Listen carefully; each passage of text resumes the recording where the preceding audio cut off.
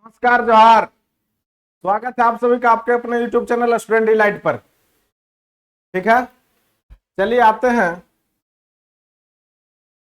झारखंड के क्षेत्रीय राजवंश में से। हम 3 पार्ट इसका बना चुके हैं, ये चौथा पार्ट है MCQ का। देखिए, हम इससे पहले आपको सिंह वंश का उसमें MCQ क्वेश्चन था, जिसमें हम आपको बताए थे युधिष्ठिर जो सिंह वंश का शासक था।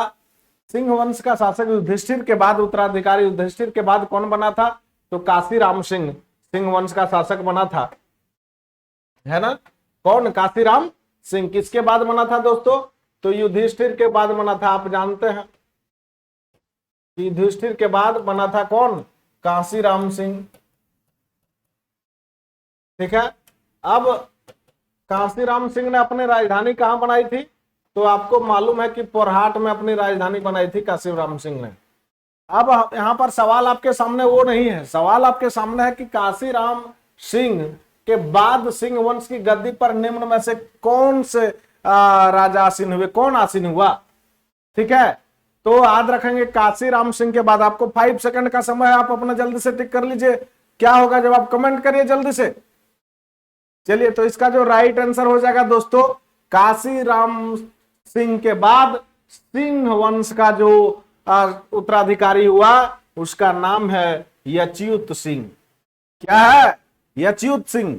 चलिए, हम नेक्स्ट जो आपके स्क्रीन बोर्ड पर अगला सवाल है, अगला सवाल है सिंह वंश की कुल देवी कौन थी? कुल देवी श्री कौन थी? तो देखिए, 5 सेकंड, यू हैव 5 सेकंड। ठीक है, जल्दी से जवाब दीजिए, कमेंट करिए।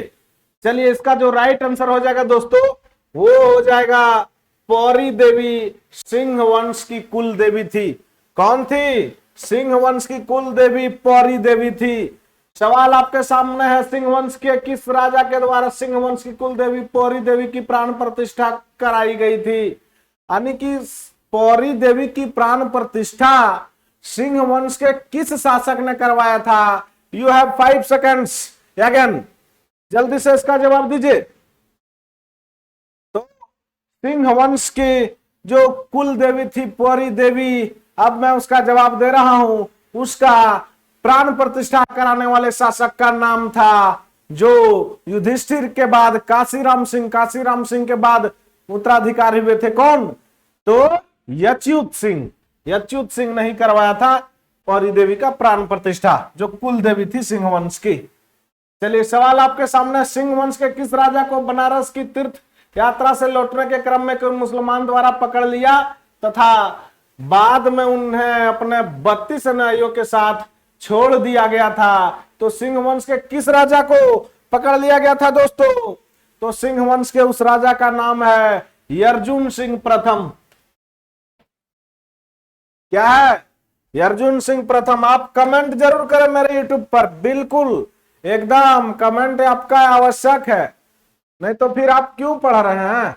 आप जवाब दीजिए ना। जैसे चूंकि हम ऐप में पढ़ाते हैं, उसको पूरा डिटेल से पढ़ाते हैं, ठीक है, और उसके बाद भी आप कमेंट नहीं करिएगा और सही कमेंट आपका नहीं होगा राइट, तो फिर आप क्यों पढ़ रहे हैं उसको? बिल्कुल अब समय आ गया, चूंकि जेएसएससी सीजीएल भी वैकेंसी दे दिया है। जेएसएससी सीजीएल वैकेंसी दिया है कितने पोस्ट के लिए? तो आप जान रहे कि 2017 पोस्ट का वैकेंसी आ गया जेएसएससी सीजीएल का, 2017 पोस्ट। और आपका एक्साइज कांस्टेबल का भी वैकेंसी आ गया है, एक्साइज कांस्टेबल का भी वैकेंसी झारखंड सरकार ने दे दिया है।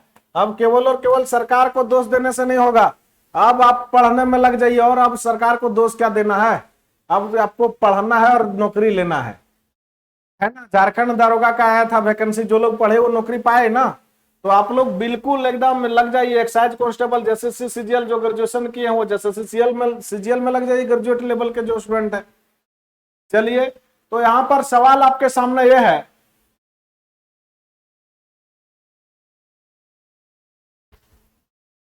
देखिए सवाल आपके सामने है ना कि बनारस की तीर्थ यात्रा से लौटने के क्रम में एक मुसलमान अर्जुन सिंह प्रथम को पकड़कर किस स्थान पर ले गया था? मुसलमान ने अर्जुन सिंह को पकड़कर कौन सा जगह पे ले गया था? तब मुसलमान ने अर्जुन सिंह को बनारस के से लौटते समय उनको पकड़ करके कटक ले गया था। कहां ले गया था? कटक ले गया था दोस्तों। सवाल है, अर्जुन सिंह प्रथम के बाद सिंह वंश का शासक कौन बना? तो अर्जुन सिंह प्रथम के बाद सिंह वंश का शासक बना जगन्नाथ सिंह प्रथम। चलिए, मैं आपको समझ दिया था उतना। जगन्नाथ सिंह प्रथम। सवाल है, जगन्नाथ सिंह द्वितीय सिंह वंश का शासक था। केवां शासक था जगन्नाथ सिंह द्वितीय? तो सिंह वंश का वो शासक था केवां? हो जाएगा इसका जवाब 13वां शासक था।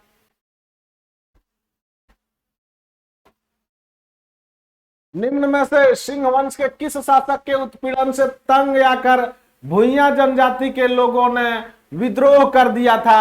यानी सिंह वंश का वो कौन शासक था जिन्होंने तंग कर दिया था? किसको तंग कर दिया था?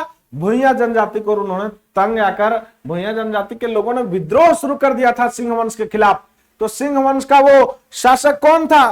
तो सिंह वंश का उस शासक का नाम है जगन्नाथ सिंह द्वितीय। क्या है उस शासक का नाम? तो सिंह वंश के उस शासक का नाम है दोस्तों जगन्नाथ सिंह द्वितीय। चलिए, आगे सवाल है आपके सामने।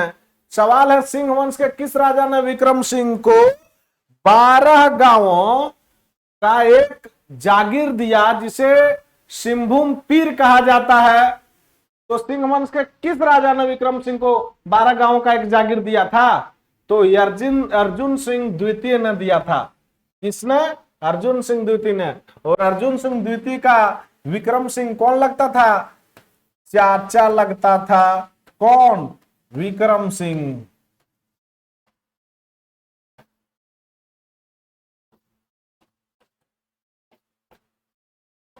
ठीक है, विक्रम सिंह चाचा लगता था। यहां सवाल था कि सिंह वंश के किस राजा ने विक्रम सिंह को 12 गांवों का एक जागीर दिया जिसे सिंहभूम पीर कहा जाता है?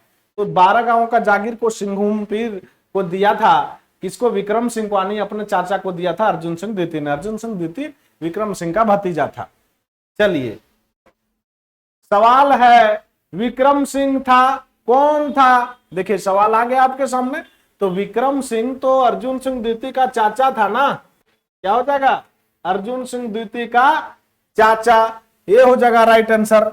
सवाल आपके सामने है कि विक्रम सिंह ने सिंहभूम पीर का विस्तार करने के बाद इसकी राजधानी कहां स्थापित की? यानी कि विक्रम सिंह को जब सिंहभूम पीर मिल गया तो उन्होंने इसकी राजधानी कहां स्थापित की? तो इन्होंने इसकी राजधानी जो है वो सरायकेला में स्थापित की। कहां पर स्थापित की दोस्तों? सरायकेला में। सवाल है, विक्रम सिंह ने इनमें से किस क्षेत्र पर कब्जा करके अपनी सीमा का विस्तार किया था? यानी कि कौन कौन से जगह पर विक्रम सिंह ने अपना कब्जा किया और 12 गांवों का जो पीर कहा जाने वाला क्षेत्र था उसका उन्होंने विस्तार किया? तो उन्होंने कांडू, गम्हरियार, बक्साई, निम्न में से तीनों में कब्जा कर लिया था विक्रम सिंह ने। इसलिए इसका जवाब यहां पर हो जाएगा उपरोक्त सभी। और क्या है आपको बिल्कुल यहां तो आप एक प्रकार से आपका जो एमसीक्यू क्वेश्चन है वो क्लियर हो रहा है और पूरे डिटेल में आप पढ़ना चाहते हैं तो क्या करें, अभी तुरंत आप स्टूडेंट इलाइट ऐप को सर्च करें। स्टूडेंट इलाइट नाम का ऐप मौजूद है, प्ले स्टोर में जाए, स्टूडेंट इलाइट को सर्च करें और वहां पर 99 रुपया में, कितने में? तो 99 रुपया में आपको झारखंड कोर्स का अभी बैच उपलब्ध है। झारखंड जीके के कोर्स के लिए बैच उपलब्ध है 99 रुपया में। ये ज्यादा दिन के लिए नहीं है, मात्र 4 दिन। जैसे आज 6 हो गया ना, 7, 8, 9, 10, ठीक है, 7, 8, 9, 10, ये 10 तारीख तक ही, यानी आपको 10 तारीख तक ही 99 रुपया में बैच उपलब्ध है। 10 तारीख के बाद ये जो है यानी कि 10 जून तक, कितने जून तक ये ऑफर है? तो वो ऑफर आप लोगों के पास है 10 जून तक। अभी वैकेंसी आया है ना, तो इसके लिए 10 जून तक आपको ऑफर है 99 रुपया में। स्टूडेंट इलाइट के ऐप को आप डाउनलोड करें और 99 रुपया में सब्सक्रिप्शन लें और बिल्कुल डिटेल में आप झारखंड के जीके को पढ़ें।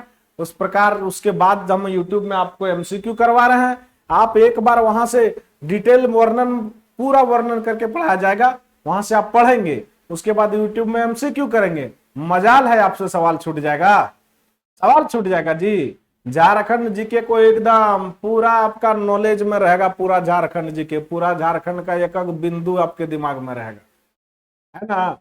कब झारखंड का शुरुआत हुआ, तो कब झारखंड का शुरुआत हुआ, एक चीज तो आप जानते हैं, झारखंड निर्माण आंदोलन अगर आप पढ़ेंगे तो वहां पर आप पढ़ेंगे कि 1912 से लेकर के 2000 तक झारखंड निर्माण का आंदोलन चला था।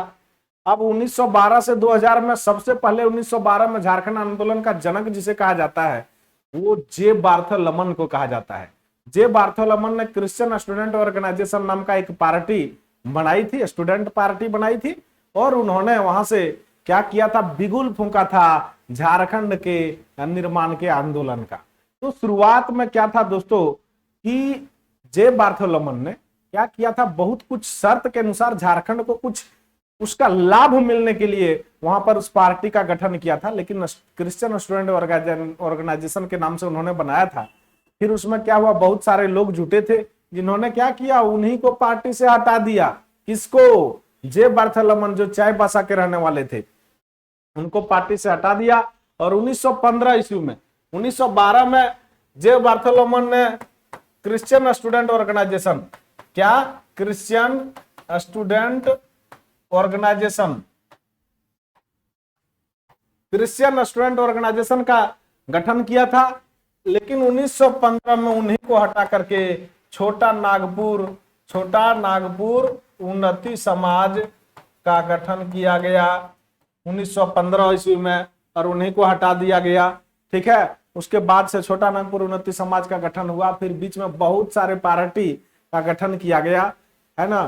फिर आदिवासी महासभा का गठन, आदिवासी सभा का गठन किया गया सबको मिला करके। फिर यहाँ पर एंट्री होता है आपका इंटरनेशनल लेवल के आदमी, कौन, जयपाल सिंह मुंडा, जिन्होंने 1928 में एम्स्टर्डम में जीत दिलाया था, जो भारत का हमारा राष्ट्रीय खेल है हॉकी। हॉकी में, ओलंपिक खेलों में हॉकी में क्या किया था, भारत को स्वर्ण पदक दिलाया था।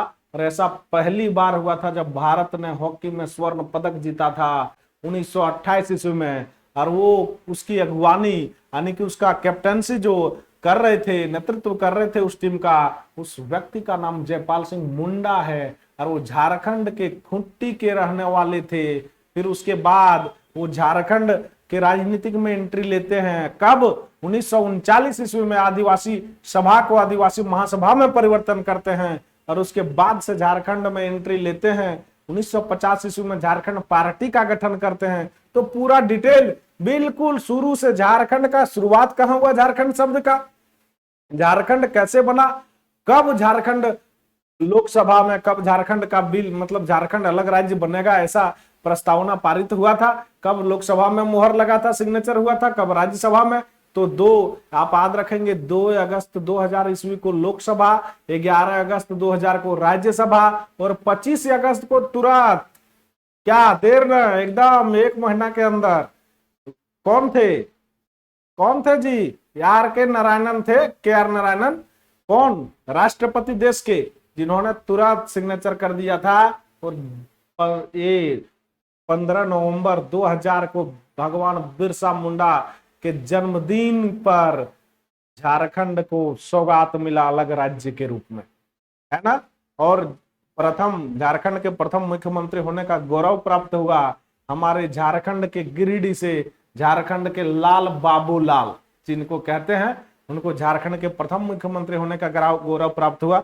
खैर हम लोग उस डिटेल में अभी नहीं जाएंगे, मैं आपको केवल ये बताना चाह रहा था कि बिल्कुल झारखंड कहां से शुरू हुआ, कैसे बना, और क्या क्या झारखंड में हुआ, अभी झारखंड का भूगोल क्या है, झारखंड का इतिहास क्या था, झारखंड का बिल्कुल अर्थव्यवस्था कैसा है, परिवहन व्यवस्था क्या है, सब राजनीतिक व्यवस्था कैसा है, बिल्कुल आपको पूरा डिटेल में पढ़ाया जाएगा। उसके लिए आप स्टूडेंट इलाइट ऐप को डाउनलोड करें, और स्टूडेंट इलाइट ऐप डाउनलोड करके, स्टूडेंट इलाइट ऐप को डाउनलोड करके मेरे ऐप से जुड़ जाए और वहां से आप बिल्कुल पढ़ें। उसके बाद आप जब एमसीक्यू करेंगे तो मजाल है कोई क्वेश्चन आपसे छूट जाएगा। जो भी सवाल आएगा वो आपके जानकार का होगा, आपसे बाहर सवाल को भी मजाल नहीं है। ठीक है, तो चलिए हम मुद्दा की ओर लौटते हैं।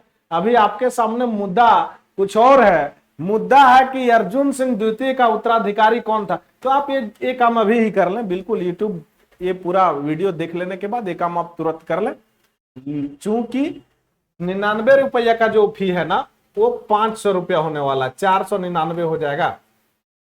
ठीक है, 500 रुपया फी हो जाने वाला है 10 तारीख के बाद से। तो इसलिए जल्दी से जल्दी सब्सक्रिप्शन आप लें, और आपके अपने दोस्त भी कोई लेना चाहते हैं तो उनको भी जल्दी से लिवाते हैं। चलिए हम मुद्दा पर लौटते हैं। आपके सामने मुद्दा है कि अर्जुन सिंह द्वितीय का उत्तराधिकारी कौन था। तो अर्जुन सिंह द्वितीय का उत्तराधिकारी जो था दोस्तों वो था यमर सिंह।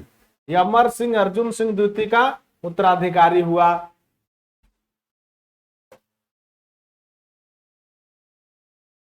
जगन्नाथ सिंह चतुर्थ के शासन काल में पोरहाट क्षेत्र में निम्न में से किस जनजाति के लोगों ने उपद्रव किया था। जगन्नाथ सिंह चतुर्थ जब शासन में थे तो उनके समय में पोरहाट क्षेत्र में किस जनजाति के लोगों ने उपद्रव किया था। तो हो एवं कोल जनजाति के लोगों ने उपद्रव किया था। चलिए,